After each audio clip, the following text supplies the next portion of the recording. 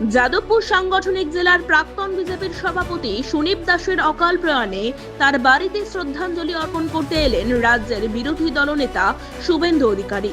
জেলা সহ রাজ্যের একাধিক দলের দায়িত্ব সামলেছেন সুনীপ দাস। এই দিন তার পরিবারের সঙ্গে কথাবার্তা বললেন এবং পরিবারকে সমবেদনা জানালেন এবং পুরো বিজেপি পরিবার তার পরিবারের পাশে আছে বলে এমনই আশ্বাস দিলেন রাজ্যের বিরোধী দলনেতা শুভেন্দু অধিকারী। খুব দুঃখজনক, একদম স্যাড নিউজ। এবং এমন সময় ধরা পড়লো, ঠিকমতো প্রপার চিকিৎসার সময়টাও ডাক্তারবাবুরা পেলেন।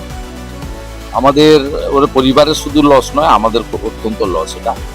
এবং উনি 18 সালে জয়েন করেছিলেন বিজেপিতে, বামপন্থী রাজনীতি করতে। এই জেলাতে অবিভক্ত দক্ষিণ 24 পরগনা জেলায় দলকে সংগঠিত করার ক্ষেত্রে ওনার বিরাট অবদান ছিল।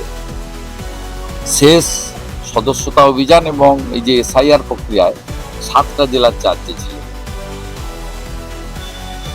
খুব কষ্ট লাগছে, দুঃখ লাগছে। পরিবারের পাশে বিজেপি পরিবার আছে। ভারতীয় জনতা পার্টির পরিবার ছোট পরিবার নয়, ব্যক্তিকেন্দ্রিক পার্টি নয়, সমগ্র বিজেপি পরিবার ওনার পরিবারের সঙ্গে আছে।